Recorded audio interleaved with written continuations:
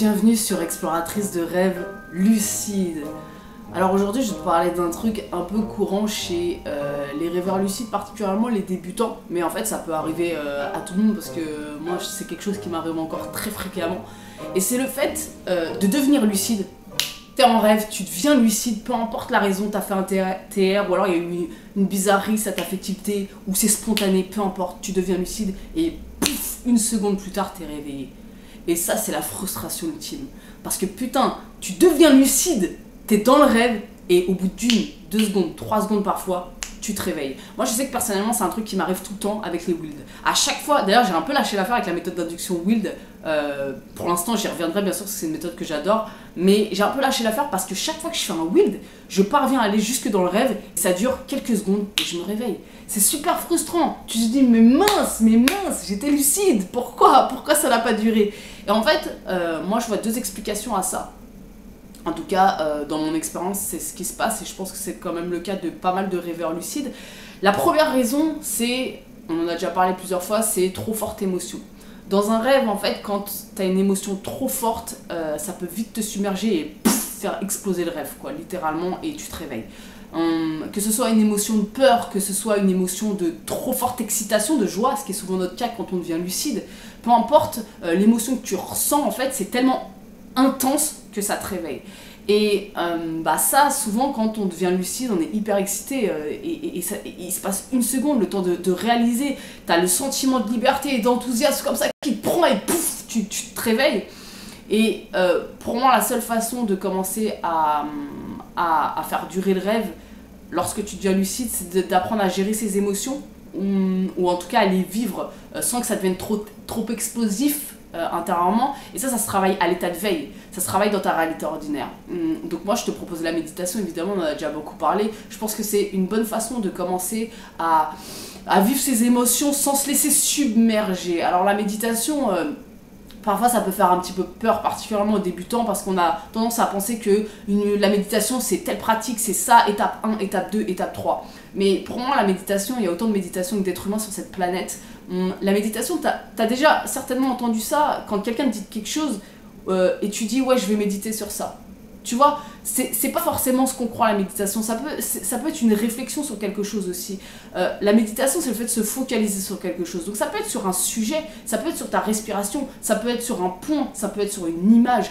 Il y a tout un tas de pratiques en fonction évidemment des traditions. On va te proposer un type de méditation, méditer sur tes sensations, sur des images, sur des divinités, blabla. Après, c'est à toi de voir ce qui te parle. Tu peux avoir des méditations guidées, des méditations qui amènent simplement à la relaxation.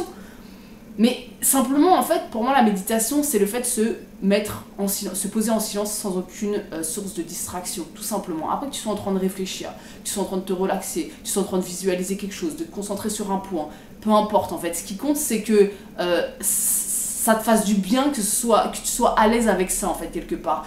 La méditation, pour moi, c'est simplement le fait de se mettre en silence. Et en fait, quand tu vas te mettre en silence, quelque part, tu coupes tout divertissement, tu t'isoles, en fait.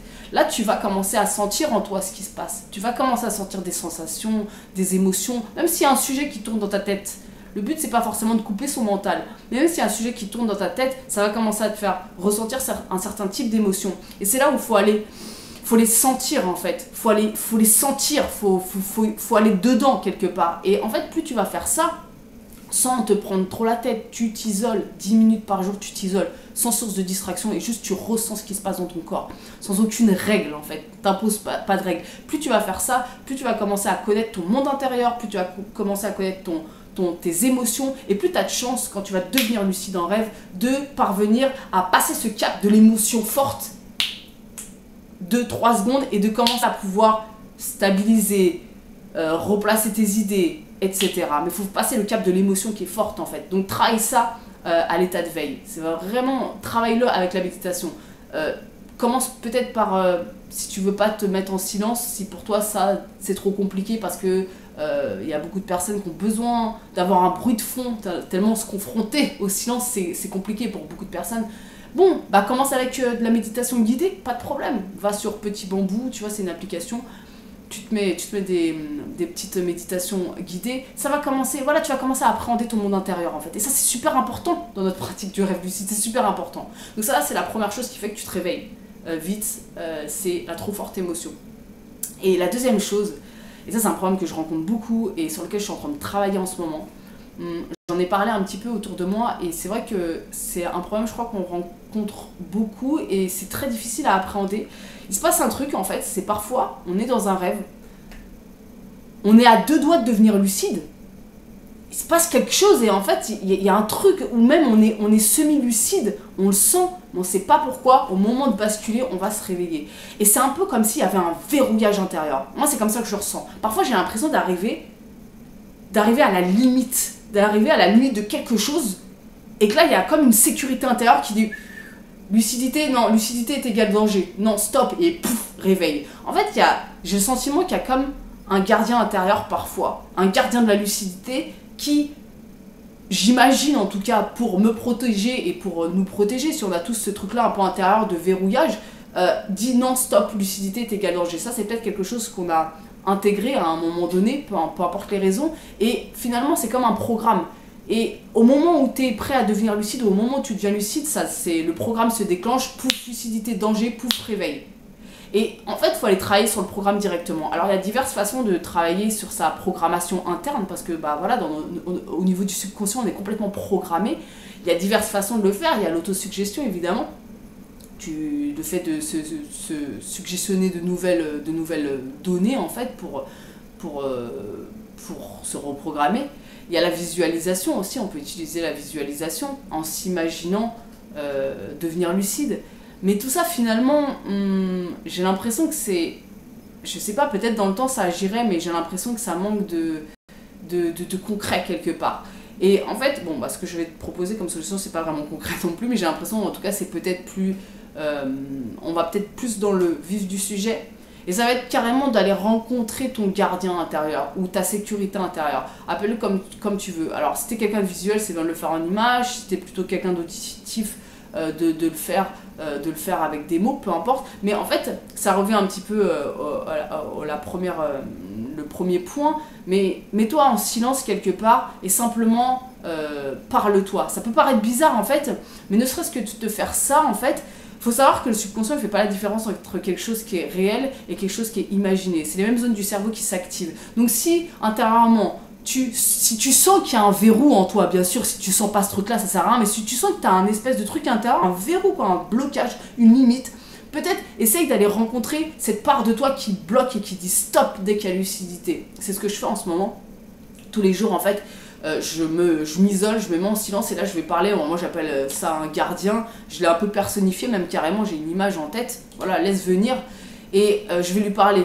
Je lui explique que c'est sans danger que je sois lucide, je lui explique les bénéfices que j'ai, je lui demande d'être près de moi en cas de danger, etc., etc. En fait, et j'essaie d'instaurer un dialogue avec moi-même, avec cette part de moi qui finalement peut-être a peur ou peut-être bloque. Ça peut être pour diverses raisons. Mais en tout cas, j'essaie de faire ça. Fais ça 10 minutes avant de te coucher, tu t'isoles. Et simplement, ça peut durer 5 minutes. Et tu t'isoles et tu te parles à toi-même.